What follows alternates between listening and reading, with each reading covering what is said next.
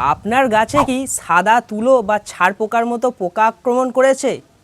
অনেক চাষি ভাই এটাকে সাদা পোকা বলে জানে, কিন্তু এর বৈজ্ঞানিক নাম হলো মিলিবাগ, আর গ্রামীণ ভাষায় একে দই পোকা বলে।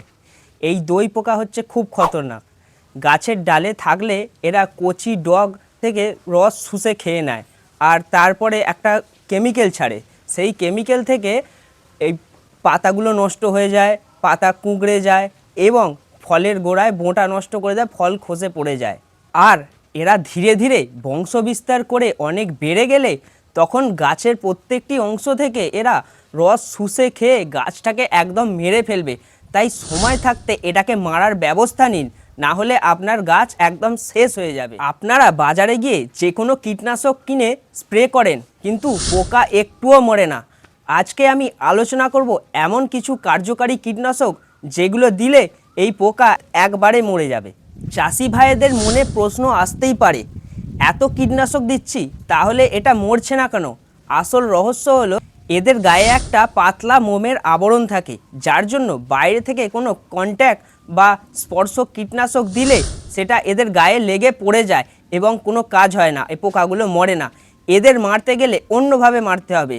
তাই আমাদের এমন ওষুধ ব্যবহার করতে হবে যেটা সিস্টেমিক কীটনাশক, যা গাছের উপর স্প্রে করলে শুধু এদের গায়ে না লাগলেও গাছের পাতায় মিশে বিষাক্ত হয়ে যায় এবং এরা তখন গাছের পাতা থেকে যখন রস শুষে খাবে তখন এরা মারা যাবে। এবার আসি বাজারে পাওয়া 4টি জনপ্রিয় কীটনাশকের কথায়। আক্রমণের তীব্রতা অনুযায়ী আমরা পাওয়ারের কম থেকে বেশি পাওয়ারের ব্যবহারটা জেনে নেব, আর জানবো কীভাবে এই কীটনাশকগুলো পোকাদের মেরে শেষ করে দেয়। এটা ভালোভাবে বুঝে নিন। 1 নম্বর ওষুধ অ্যাসিটামিপ্রিড 20%। এই কীটনাশকটা গাছের উপর স্প্রে করলে এবং গাছ যখন এটাকে শোষণ করে নেবে তখন এই কীটপতঙ্গগুলো গাছ থেকে রস শুষে খাবে এবং এই ওষুধটা তখন তাদের নার্ভাস সিস্টেমকে অ্যাটাক করে, অর্থাৎ স্নায়ুতন্ত্র বা নার্ভটাকে দুর্বল করে দেয়। পোকা আস্তে আস্তে কুঁকড়ে পড়ে এমনিই মরে যায়। এতে পোকার পুরো শরীর অবশ বা প্যারালাইজড হয়ে যায়, তারা খাবার খেতে পারে না, এমনিই পড়ে মরে যায়। এর ডোজেজটা কি? 1 লিটার জলে 1 গ্রাম ওষুধ ভালোভাবে মিশিয়ে স্প্রে করে দিতে হবে। 2 নম্বর ওষুধ হলো সবচেয়ে জনপ্রিয় ইমিডাক্লোপিড। ইমিডাক্লোপিড 17.8% SL অথবা ইমিডাক্লোপিড 70% WG।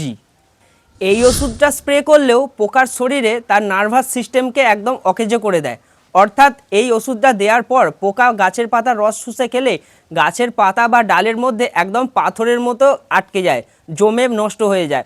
ওষুধ দেওয়ার কয়েক ঘন্টার মধ্যেই একদম কাজ শুরু হয়ে যায়। এর ডোজেজটা কি হলো? 1 লিটার জলে 0.5 ml মিশিয়ে স্প্রে করতে হবে। 3 নম্বর ওষুধ হলো থায়ামেথোক্সাম 25% WG।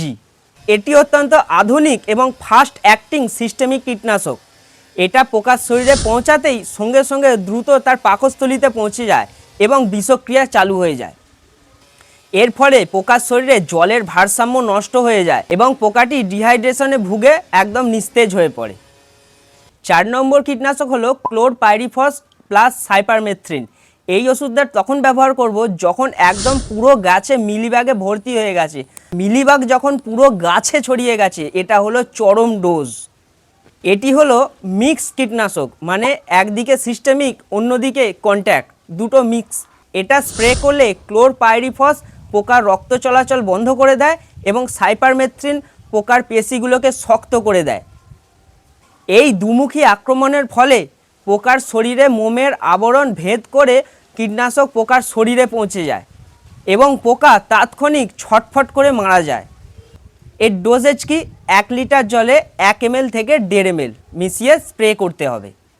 আর একটা বোনাস টিপস, কম খরচে 100% কার্যকারিতা পাওয়ার জন্য যখন 1 লিটার জলে কীটনাশক মেশাবে তখন কিছুটা ডিশওয়াশ বা শ্যাম্পু 1 চামচ মিশিয়ে দিয়ে স্প্রে করলে এর কাজ দ্বিগুণ বেড়ে যায়। আর এটা দিলে এটা একটা আঠার কাজ করে। গাছের পাতায় যেমন কীটনাশকটি সঙ্গে সঙ্গে লেগে যায়, তেমনই পোকার গায়ের মোমের আস্তরণ ভেদ করে ওষুধটা পোকার গায়ে পৌঁছে যায়। কখন কখন স্প্রে করবেন? সকালে অথবা বিকেলে, কারণ দুপুরের সময় এই কড়া ডোজ স্প্রে করলে গাছের ক্ষতি হতে পারে।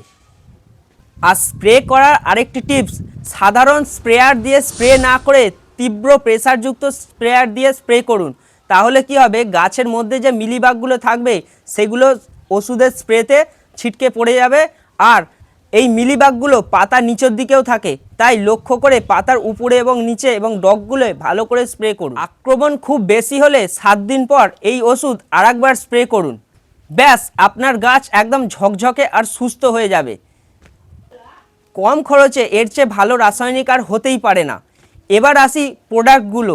এই যে কেমিক্যাল কম্পোজিশনগুলো বললাম, সেগুলো কোন কোন প্রোডাক্টে আপনি খুব সহজেই বাজারে পেয়ে যাবেন সেগুলো জেনে নিই। আক্রমণের শুরুতে বা কম হলে অ্যাসিটামিপ্রিড যেমন টামপ্রিড, কিংস্টার। মাঝারি আক্রমণ হলে ইমিডাক্লোপিড যেমন অ্যাডমায়ার, টিডো। তীব্র আক্রমণ হলে থায়ামেথোক্সাম যেমন অ্যাক্টারা বা ক্রুজার।